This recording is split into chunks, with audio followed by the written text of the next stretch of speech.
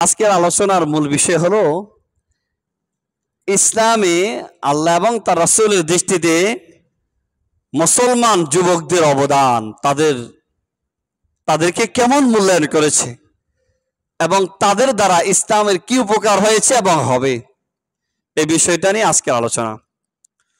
সূরা কাহাফ কোরআনুল কারীমের 18 নম্বর সূরা 15 নম্বর পারা। আল্লাহ তাআলা এখানে একদল যুবকের গল্প তুলে ধরেছেন। আমি গল্পগুলো পড়বো, আমি আয়াত পড়ে অর্থ করে যাব, আপনারা বোঝেন। আল্লাহ বলেন, নাহানু নাকুসু আলাইকা নাবাআহুম বিল হক। হে রাসূল, আমি কয়েকজন যুবকের যথাযথ গল্প আপনাকে শোনাবো। ইন্নাহুম ফিতিয়াতুন আমানু বিরাব্বিহিম। এরা কয়েকজন যুবক ছিল যারা যুবকরা আল্লাহর উপর ঈমান এনেছে। আল্লাহর উপর কি এনেছে? ঈমান এনেছে। আমার কথাগুলো খুব খেয়াল করে শুনেন। এরা যে সমাজে, যে রাষ্ট্রে বাস করতো না, পুরো রাষ্ট্রের ব্যবস্থাপনা ছিল মূর্তি পূজারী। কিয়া? মূর্তি পূজা। যেখানকার বাদশাহ মূর্তি পূজা করে, দেশের সবাই মূর্তি পূজা করে, কিন্তু হাতে গোনা 6 জন বা 9 জন, নির্দিষ্ট সংখ্যা আল্লাহ বলেন নাই, এই কয়েকজন মানুষ যুবক, তারা এই পুরো রাষ্ট্রের বিরুদ্ধে অবস্থান নিয়ে তারা ঈমান এনেছে।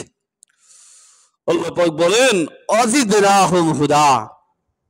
আমি তাদের হেদায়েতকে আরো বাড়িয়ে দিলাম, আমি তাদের হেদায়েতের নূরকে আরো বাড়িয়ে দিলাম। দেখেন, সাহাবায়ে কেরাম রিদওয়ানুল্লাহ আনহুম আজমাইন, তারা যখন জিহাদে যেতেন, জিহাদে যখন কোনো না কোনো ভাবে যদি পরাজিত হতেন, সাহাবীদের স্পৃহা কমতো না বাড়তো? বাড়তো। কেন বাড়তো? তারা এই পরাজয়কে তাদের গুনাহের কারণ মনে করতেন, আল্লাহ পাকের রহমত থেকে বঞ্চিত হওয়ার কারণ মনে করতেন গুনাহকে। এই জন্য সাথে সাথে তারা তাদের ত্রুটি এবং দুর্বলতাকে তওবার মাধ্যমে শুধরে নিয়ে আল্লাহর সামনে চলে যেতেন। এই জন্য আমার ভাইয়েরা, যারা হেদায়েতের উপরে মজবুত থাকে, অটল অবিচল থাকে, ঈমানের উপরে অটল অবিচল থাকে, আল্লাহ তাআলা তাদের ঈমানের শক্তি কি দেন? বাড়ায়া দেন। ঈমানের শক্তি কি দেন? বাড়ায়া দেন।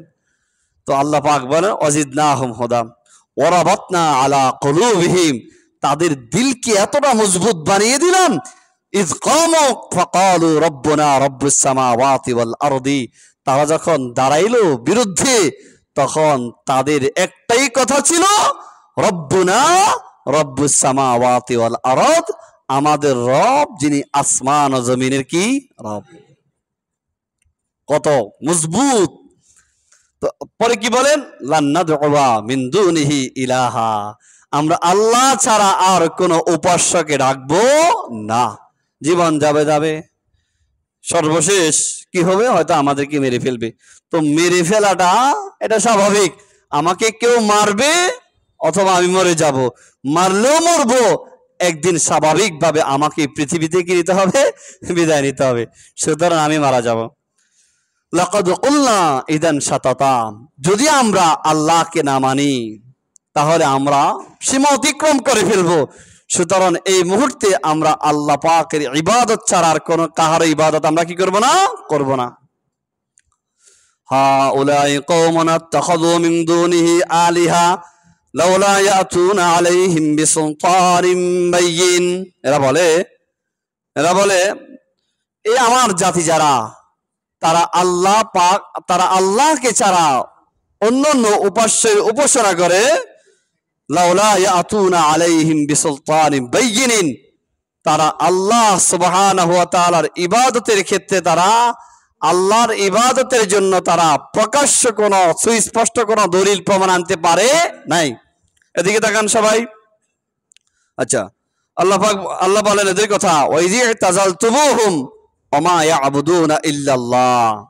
এরা যখন, তোমরা যখন ওদের থেকে মানে মূর্তি পূজারীদের থেকে তোমরা যখন পৃথক হয়ে গেছ, ওমা ইয়াবুদুনা ইল্লাল্লাহ, তারা এক আল্লাহ ছাড়া আর কারো ইবাদত করে না। আচ্ছা একটু দেখান। ফাআউ ইলাল কাহফি ইয়ানশুর লাকুম রাব্বুকুম মির রাহমাতিহি ওয়া ইউহাইয়্যি লাকুম মিন আমরিকুম মিরফাকা। আল্লাহ পাক বলেন, আমি তাদের জন্য, তারা সঠিক পথে সুপথে চলার জন্য আমি আল্লাহ সুবহানাহু ওয়া তাআলা তাদের সব কিছু বন্দোবস্ত করে দিয়েছিলাম। এখান থেকে যে কথাটা আমি করতে চাই সেটা হলো, আল্লাহু আকবার, যে আল্লাহ তাআলা এই যুবকদের গল্প আমাদেরকে কেন শুনাইলেন? মা হিয়া রিসালা আর রব্বানিয়া তিজাহা শাবাবিনা, আমাদের যুবকদের প্রতি আল্লাহ তাআলার কি মেসেজ? আল্লাহর মেসেজ হলো এই কথা, যুবকরা যদি ইচ্ছে করে, সংকল্প করে, যুবকরা যদি মানে সিদ্ধান্ত নেয়, তাহলে একটা মানে তাদের সারা মানে পুরো জাতির বিরুদ্ধে বিপরীত যে একটা শক্তি, সেই শক্তিকে পরিবর্তন করার ক্ষমতা এবং সামর্থ্য এদের আছে।